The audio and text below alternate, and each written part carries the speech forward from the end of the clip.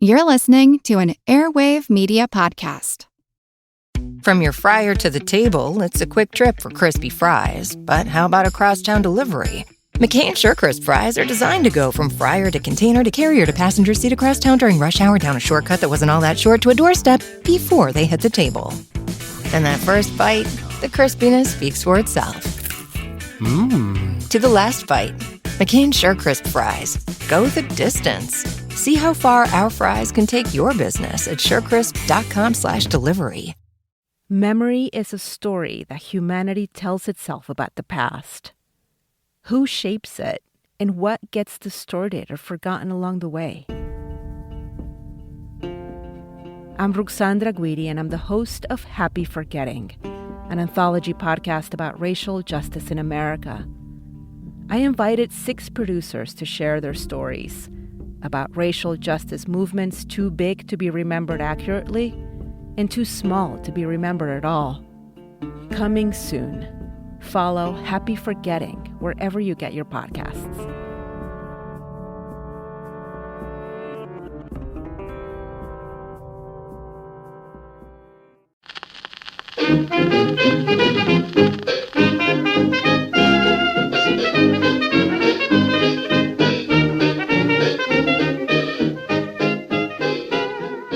Hello, delicious friends, and welcome to Who Did What Now, the history podcast that's not your history class, with me, your host, Katie Charlwood, history harlot and reader of books. So I've only got one live show left this year. Just one. And it's in Belfast, and it's on the 7th of December. And it's the last show, and I don't know when I'm ever going to get back to Belfast to do a live show, because there's just so much. There's so much happening next year. Like, I'm consistently doing things, and next year's it's starting to get a bit full, to be honest. So yeah, Belfast this year is my last live show, and it's been so fun because I did the Edinburgh and Newcastle shows one after another, which honestly, such a good idea. Those places are so close. Like, from now on, I need to do shows close together when I'm doing a tour. Not flying from country to country day after day, because that's insane. Why did I do that? Why was that a thing I did? But yes, I have one last show left, and the Newcastle show. The Edinburgh show was great. It was amazing. And then the Newcastle show, Jan, I was there, and Ruth, and obviously I had a girl dinner. I had a girl dinner with Rachel Chartland-Daly, who is an amazing journalist, if you haven't read her stuff. And we went and had girl dinner, and it was so good, because we just ordered picky bits for the table, and the two of us just ate all of it.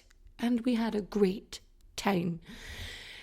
But yeah, things are really starting to heat up with everything, and I'm going to be moving soon, and there's just so much stuff happening that I can't quite talk about yet.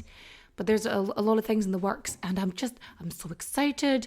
But yeah, when it comes to the live shows are always fun. They're always a good time. I tried to explain it before. It's basically like going to a comedy show, except with facts.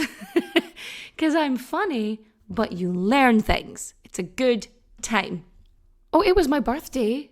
It was my birthday last week, so if anybody does want to send me a gift or donate to my smutty little dress fund, or buy a ticket and come see my show in Belfast, that would be great. It's the last one of the year, so come on, let's sell it out, let's have fun. I will flog this dead horse, and also this live horse, and someone else's horse too. Why not? Whose horse is that? I don't know, but I'm going to be flogging it. Not really though, I don't flog horses, because horses scare me. And I wouldn't do that to them, because they have hooves that could crush me, or at the very least damage my knees. I'm not here for that. But I know what you're thinking. You're thinking, Katie, please quit your jibber jabber and fact me. In fact, you I will. But first, we've got to get our source on. Our sources are the Outlaw Nuns Who Traded Their Convent for Cars, Cash, and Castles by Zaran Burnett III. The Advisor to Aging Nuns Who Sold Their Convent by Charles Goldsmith. Millionaire Nuns on the Run, Lesbian Trysts and the Wrath of a disgraced bishop. We also have articles from the Chicago Tribune, LA Times, Brussels Times. Are you sitting comfortably? Good. Then let's begin. So our story starts in the 1980s in Bruges in Belgium. Now Bruges is this quaint, idyllic town, city, locale. It is ancient. I say ancient, it's still got a lot of its medieval features. You know, it's got cobbled streets, it's got old buildings, one of which is a convent that goes all the way back to the 1500s. So we're talking 16th century convent. And in there are a bunch of nuns. Now, if you have listened to me before, you know my feelings on nuns, right? I got opinions. But these nuns, I can kind of get behind. These nuns who do happen to go on the run. Now, this isn't any typical convent, right? So it is a convent of a group of nuns, the Colletines, as they're known, or part of the Order of St. Clare, also known as the Poor Clares. So it's kind of like a reform group, technically, because St. Clare of Assisi, she establishes it in like 1212, and then Saint Colette, like she sort of really reforms it because they kind of get a wee bit lax over the years, but then Colette's in and she's like, no, let's reform this. So it goes from St. Clare of Assisi, who was one of the first women to like write down the rules for her order. Like they're super strict as well. It all revolves around being poor, right? When you become a nun, when you don the habit, when you take your vows, you take a vow of poverty. You can't own property, you can't own sort of material possessions, you cannot earn money. But interestingly, priests do not have to do the same thing. Priests do not have to take a vow of poverty. Priests can technically make any money they want. But nuns, and even though there's no like female equivalent for priests in Catholicism, right?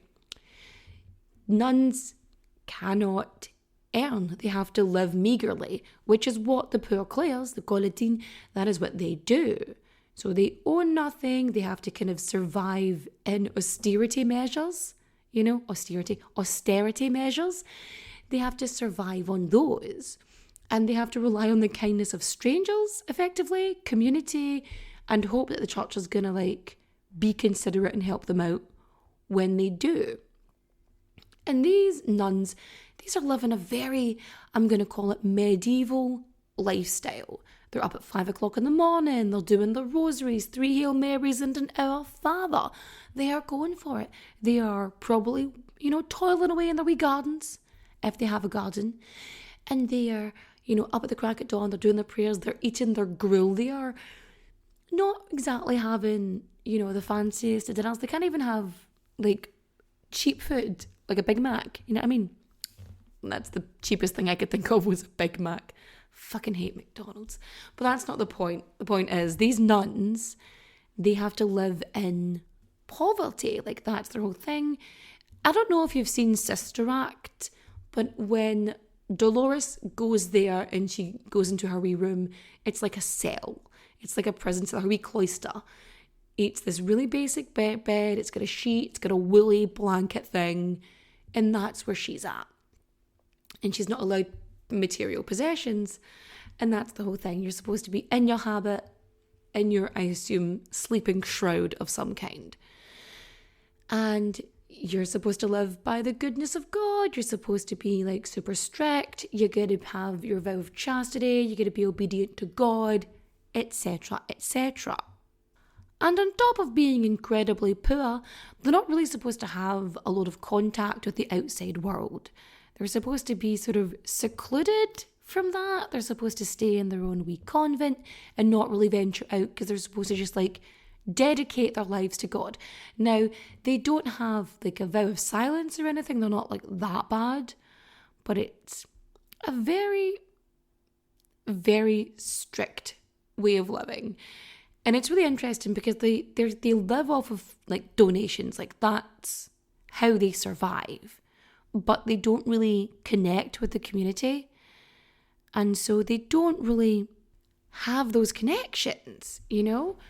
And because it is a life of poverty, it's very difficult to get people to join the ranks of this particular order because you're asking people to give up the opportunity to earn a living, to have any goods or luxuries or things that would be deemed a luxury, like a hairdryer. You know, you can't own a hairdryer, which you'd think isn't a big thing, but unless you're shaving your head bald, wet hair, nobody wants to go to bed with wet hair. I'm just saying.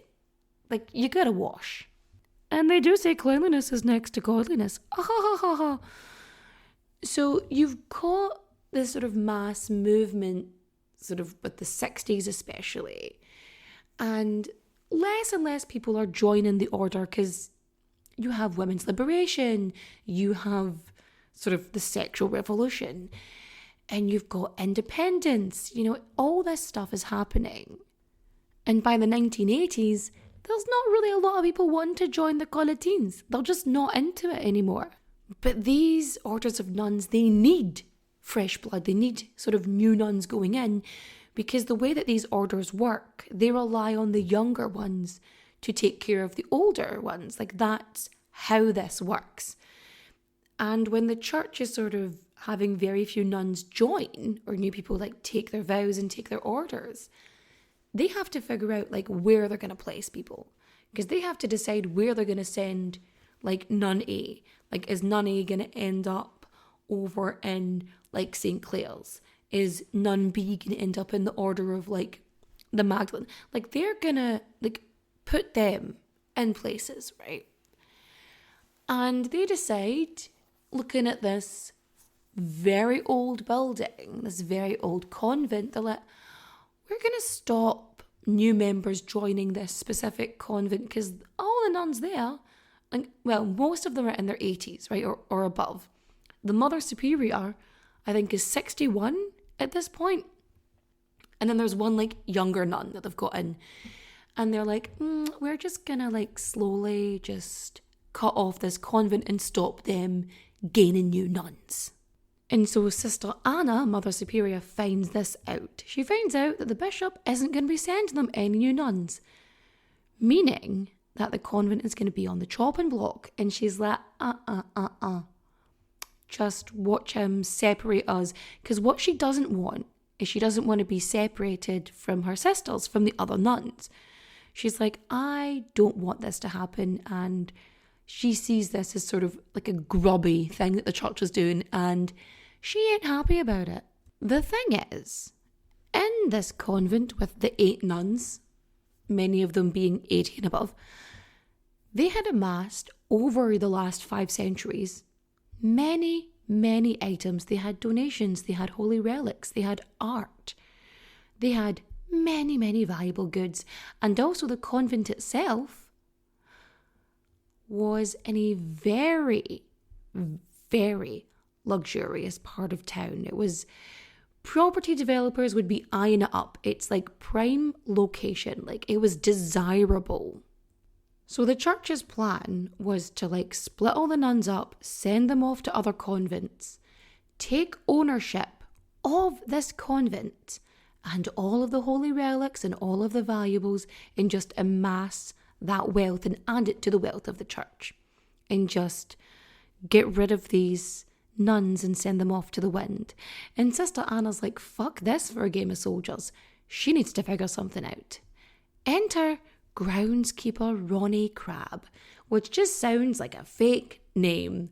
He's 35 and he is like, quote, direct quote, the protege of a friend of the bishop. And he's like, you go in there and do stuff for the nuns. So he's like a groundskeeper. So clearly he is paid in some way from the diocese, right? Don't know how, but he is. He's like a general handyman.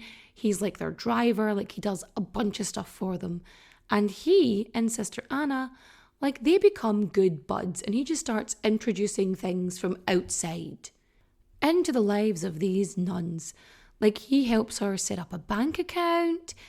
he tells her like, oh, maybe have you considered investing in racehorses? Have you considered owning a farm? Have you had a Milky Way? Like, just try a Milky Way.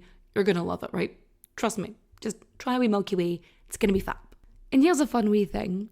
Because of the way that Belgian property law works, the nuns, the order of nuns, actually owned the convent that they resided in. And so they, crossed some T's, dotted some I's, and did the paperwork so that the convent and the proceeds of the convent, when they passed away, when they all died, would go to their families. So like the statutes were changed so that they could pass it on. And it was perfectly legal. Like Sister Josephine said that she knew the convent was on this like list, that the bishop wasn't going to let new nuns join so that he could liquidate it and get all this. And she stated, this is my favourite quote, "Why should we let it bleed to death and let the diocese get all the goods back?" And so, over the course of 18 months, with help from Ronnie Crabbe, who was their go-to man to the outside world, the Order of St. Clares, the Collatines, the Poor Clares, began to sell off their holy relics and their massive art collection.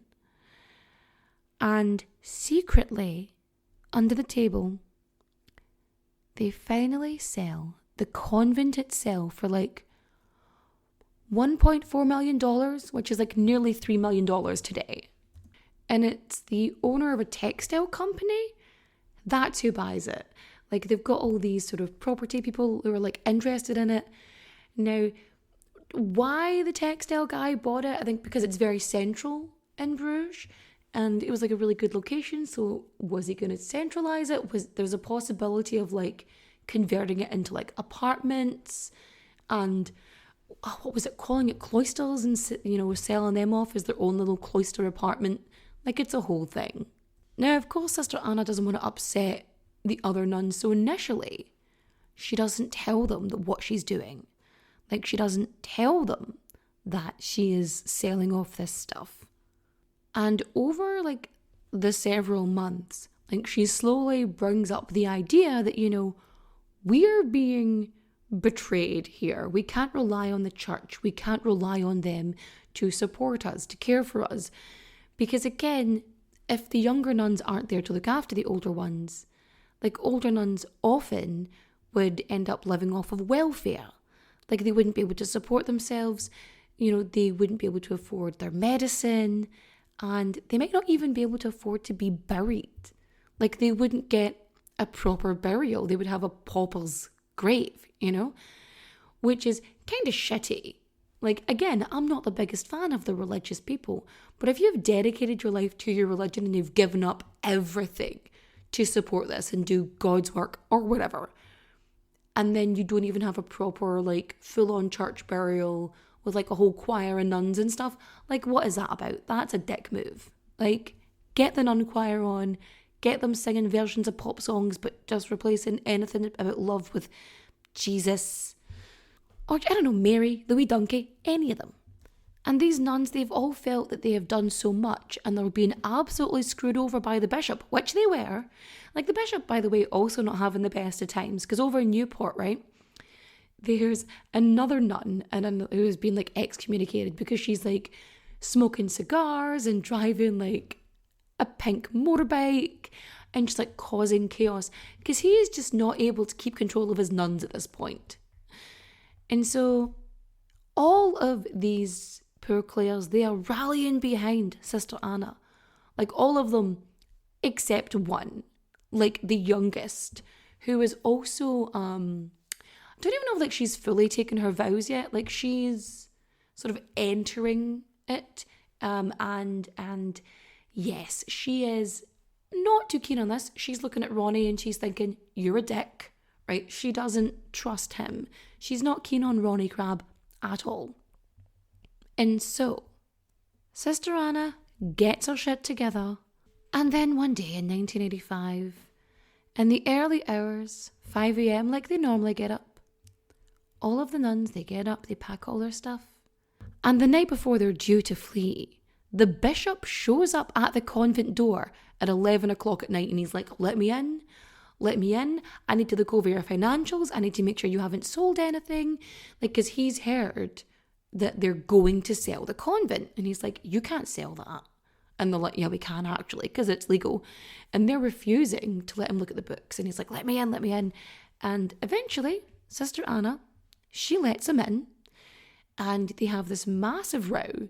And then she's like, don't worry, we'll be gone in the morning. And he's like, okay, sure, whatever. And he goes. And the very next morning, 5 o'clock, they're up, as per usual. 3 Hail Marys and an Our Father. And they grab all their stuff, because they've got stuff now, right? And they are travelling to southern France. They are travelling to southern France to their new home. Because their new home is a castle.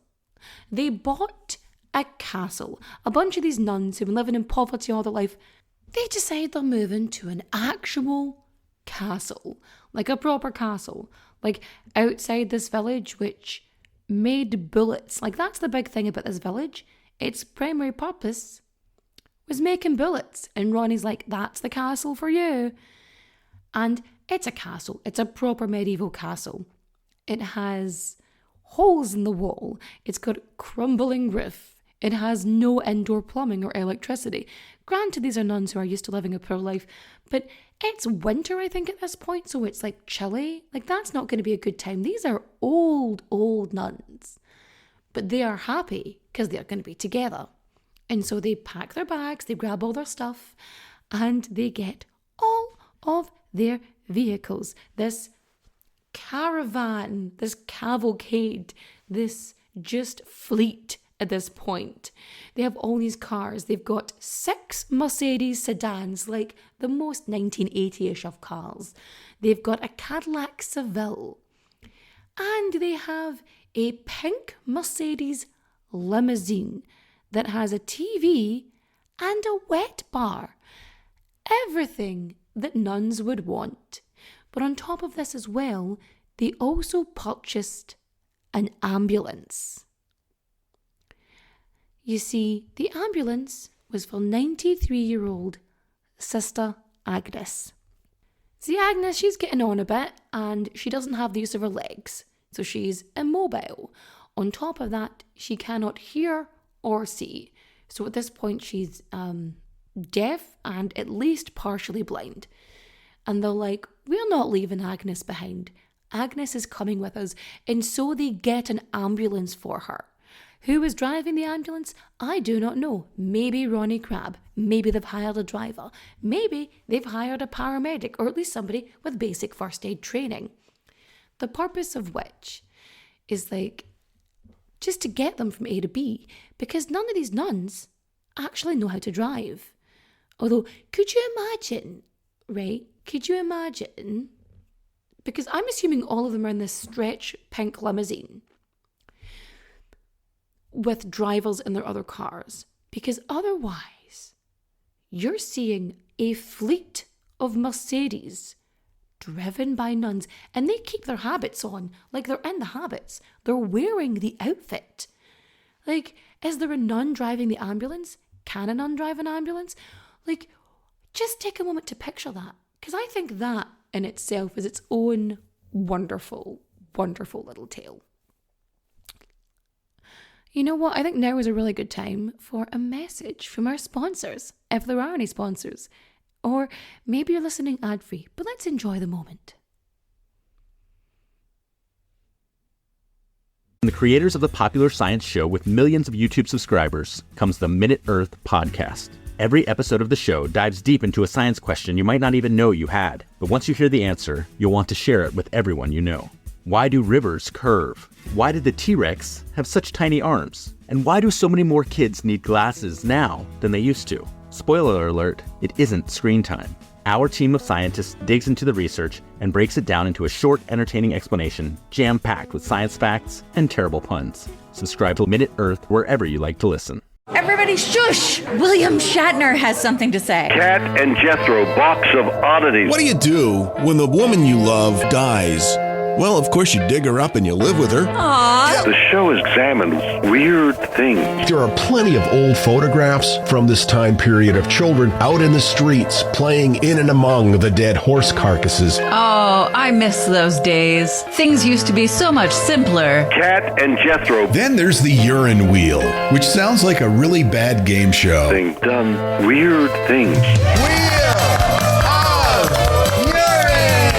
Cat and Jethro, box of oddities. That is really mysterious. Join Kat and Jethro Gilligan Toth for the strange, the bizarre, the unexpected, as they lift the lid and cautiously peer inside the Box of Oddities. The Webby Award-winning Box of Oddities podcast from Airwave Media.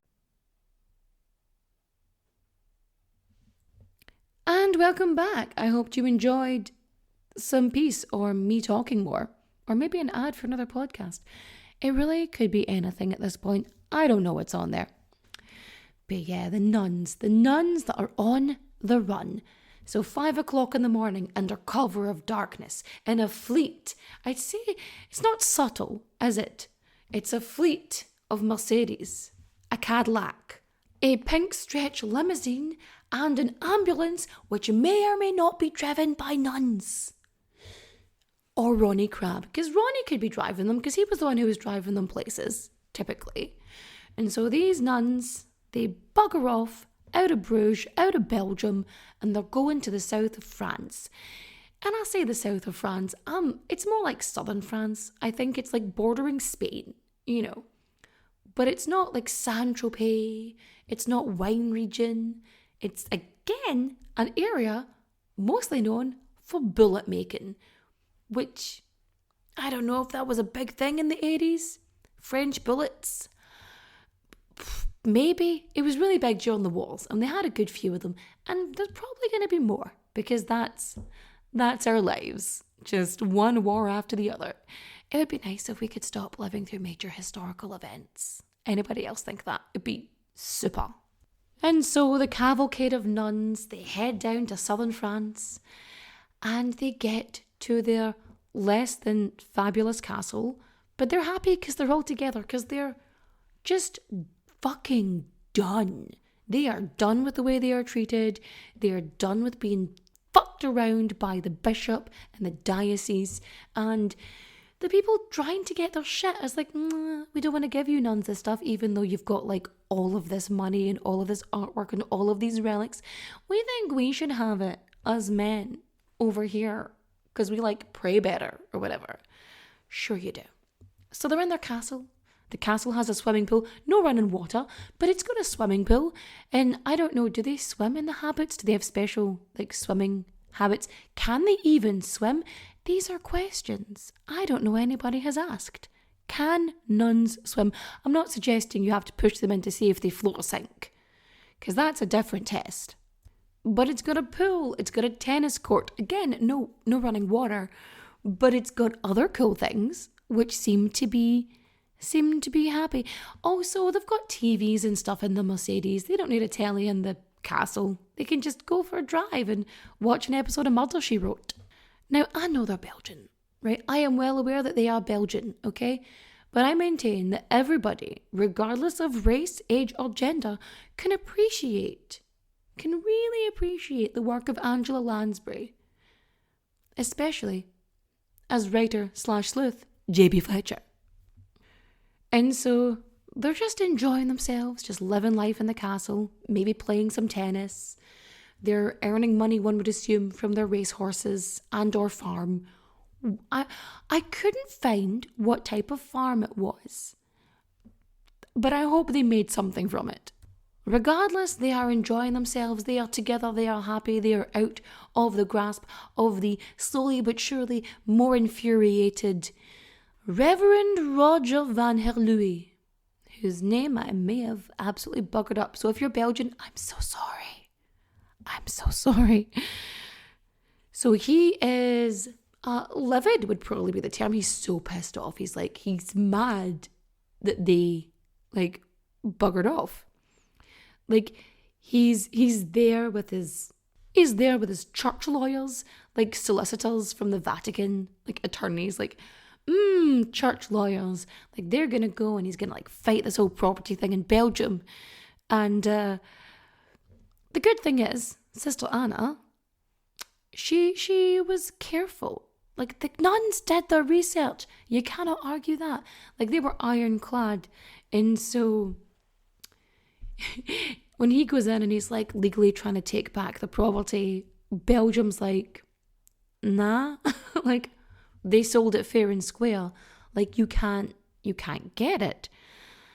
And they're like, this is a valid sale, stamp, everything's fine. And the church is like, I disagree with that opinion. And it's like, it's not an opinion, it's the law. And I'm like, but it's not our law though. And it's like, no, but it's the law of the country in which the convent is situated. It's like, the nuns had every right to sell this property because they made the effort to actually read the bylines. Like, it's not their fault you didn't read the small print. Get over yourselves, Van Hurlui. But like, yeah, he's slowly realizing, right, that you catch more flies with honey than vinegar. And so the church try and do this like wee sneaky sleek move where they try and offer to buy the convent back for the nuns, like at the same price, that the property developer, the textile guy, bought it. And they're like, no, we're good. Like, the nuns are so disinterested, they don't want to come back. They want to just keep living their lives down in their castle in France.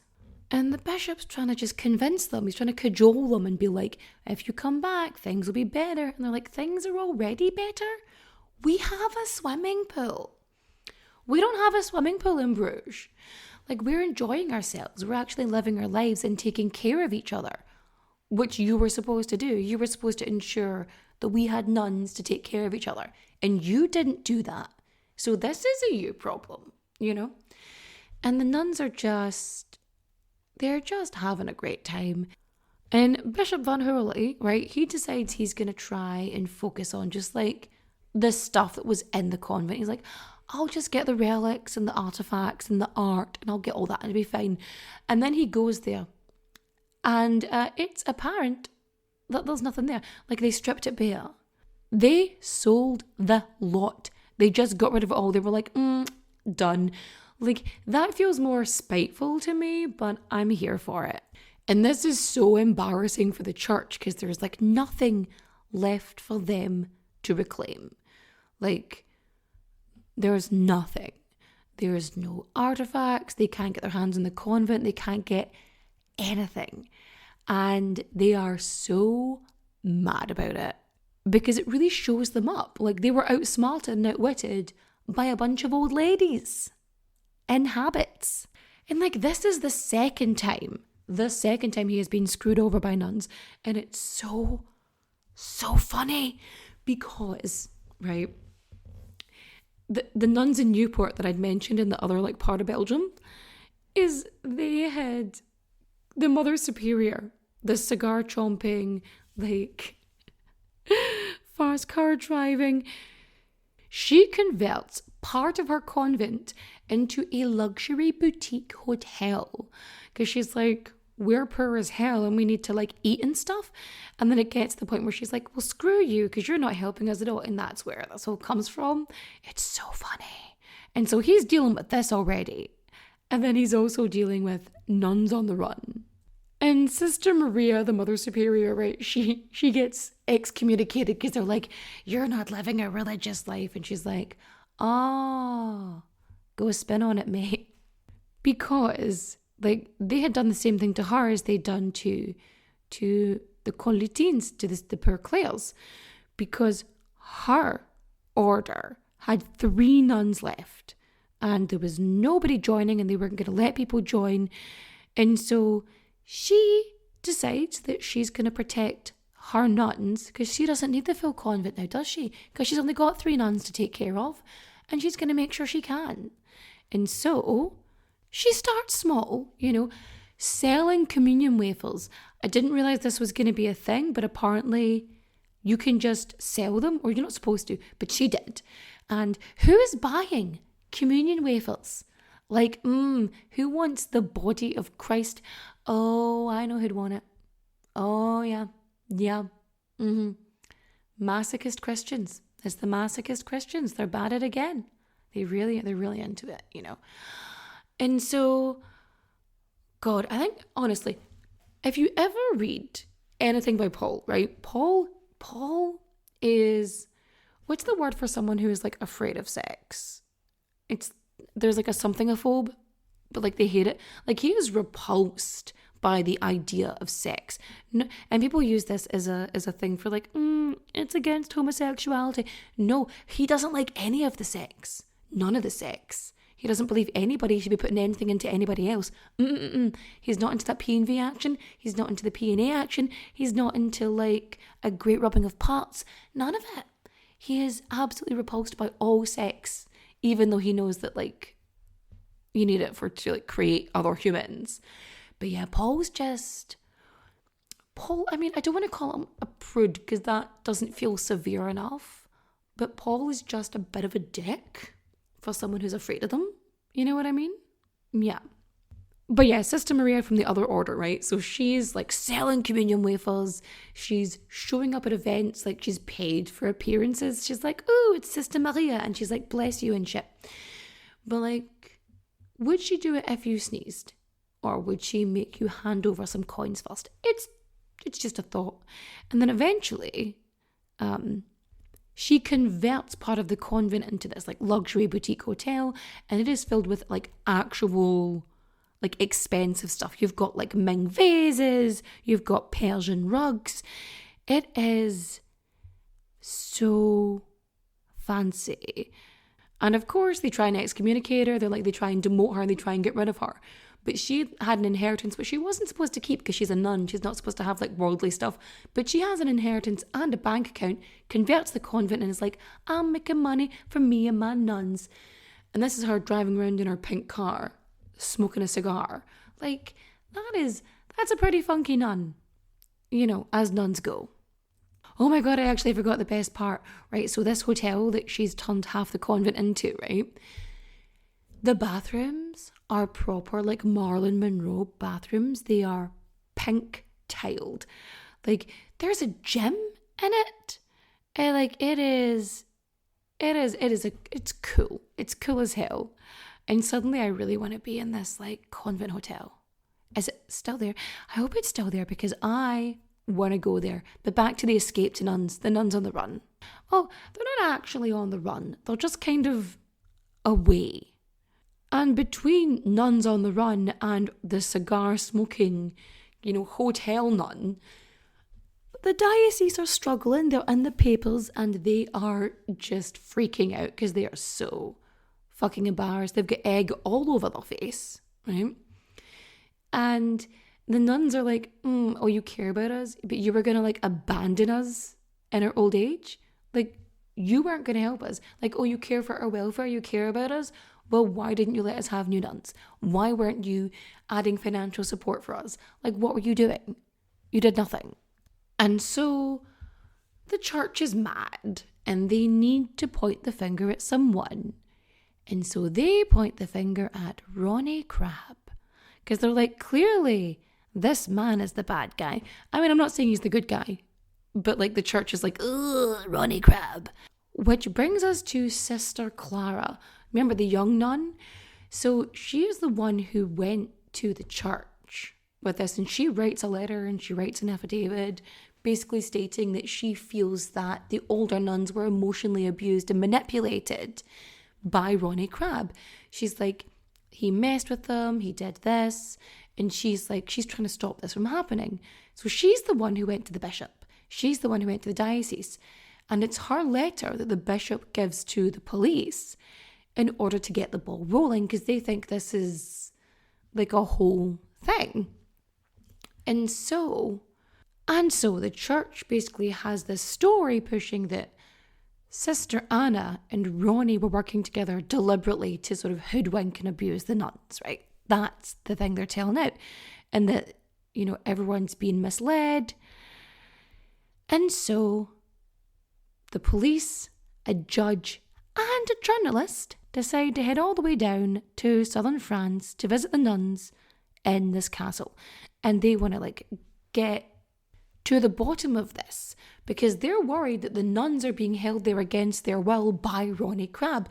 So yeah, there's a police officer, a couple of police officers, there's a judge and a journalist heading down to a castle in the south of France to see if a bunch of old ladies have been nun-napped. Like that's where we're at in this situation, nun-napping.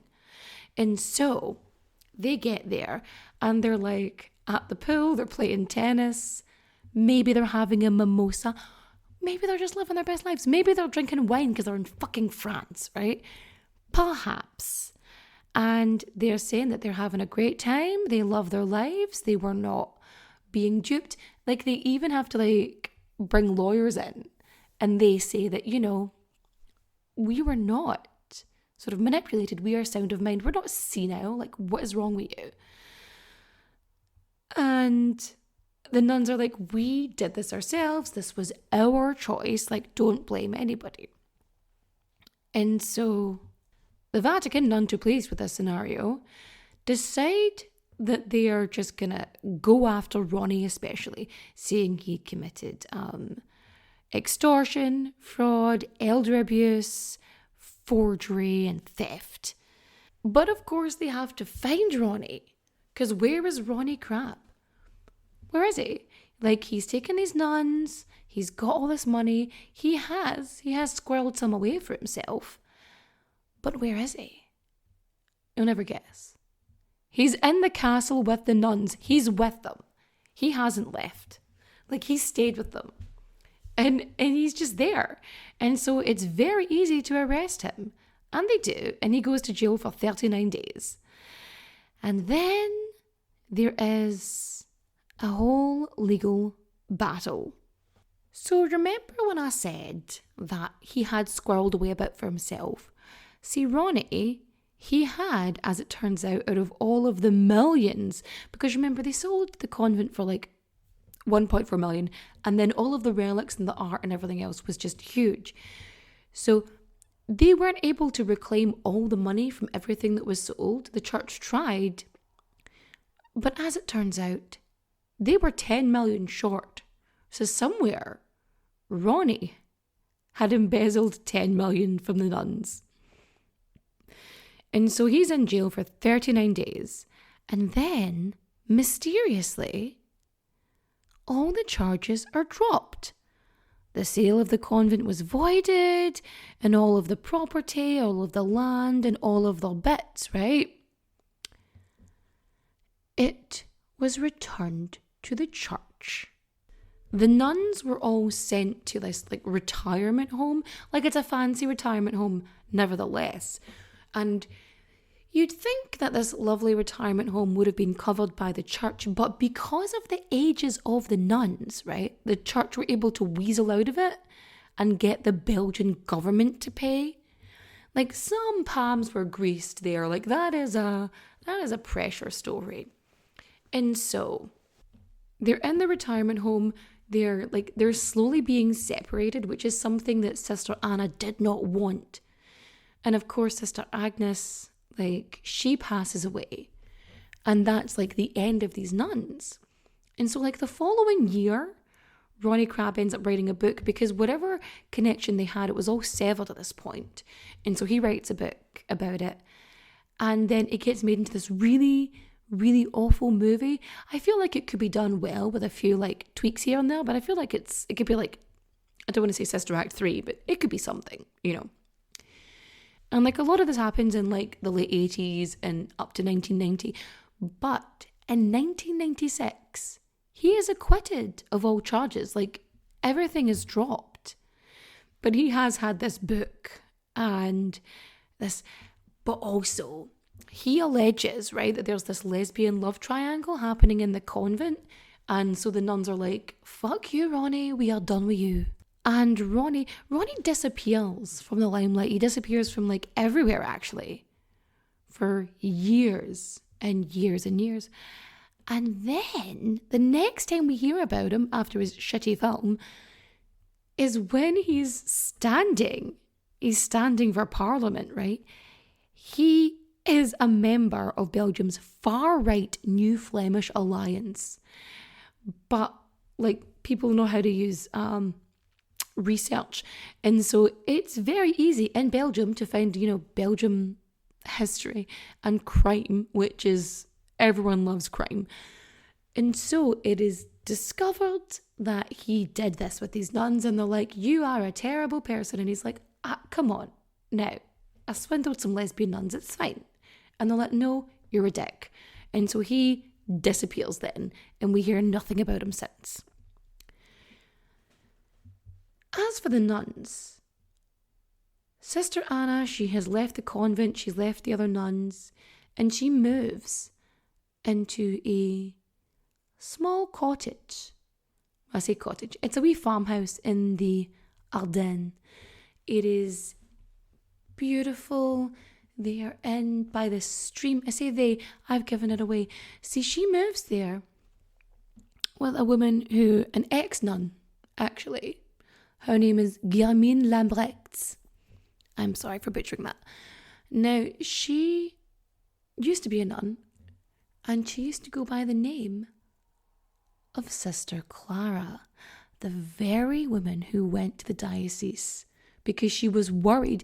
Like, she didn't do it because she, wanted, to get into the nunnery.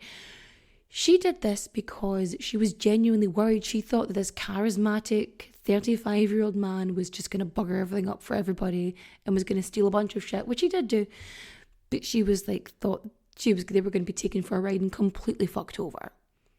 And so she was trying to protect Sister Anna more than anybody else. And eventually, the two former nuns move into this farmhouse in the Ardennes, in the idyllic, beautiful, picturesque Ardennes, so that they can, quote, live together far from all hassle. And what of the bishop, I hear you ask? Well, Reverend Roger van Herluy, at age 73, becomes the first European bishop to resign as a result of child abuse allegations. I'm not going to go into details. That's all I'm going to say. Effectively, there's 500 people come forward, all in all, all these reports, and there's a massive cover-up, and the archbishop is like, okay, you're done. And so he gets discredited, and he is forced to resign. So he gets his comeuppance, he gets an absolute shitting in the press.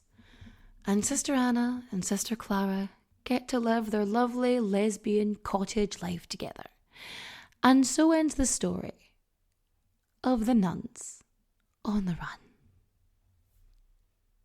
If you liked my retelling of this tale of history, feel free to rate and review 5 stars. If you're going to complain, say nothing. And so, do not forget that you can follow me on the socials. I do tend to reply, except when I get literally hundreds upon hundreds of messages telling me that Smarties are not Smarties. Because when you do that, when people feel the need to correct me on something I am right about, it means that I'll miss the other messages that come in. You've just blocked someone else because you just couldn't accept the fact that things are different in other places.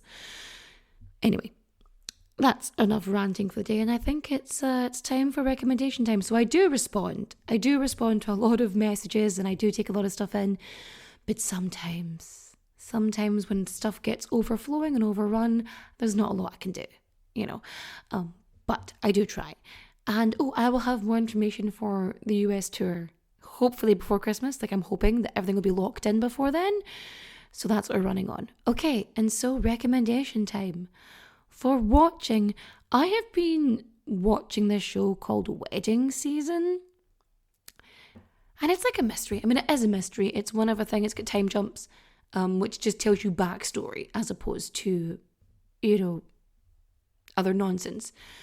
And so it's a weird, I'm into it, is what I'm trying to say. I didn't think I would be.